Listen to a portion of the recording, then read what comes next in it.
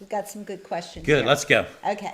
Mary Beth wants to know, I'm working on a quote for a commission. It seems logical to me that since she wants to be one-of-a-kind piece, not duplicate it for sale, that I should charge a higher design fee.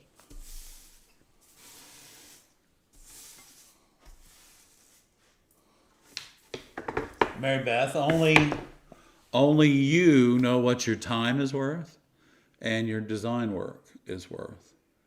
And then, of course, you're going to come up with a price for your window as well, the amount of time it's going to take you to fabricate it.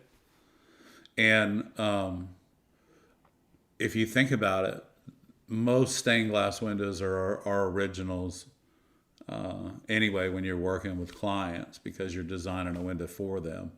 So she's going to she's going to get a window that is custom built no matter how she looks at it.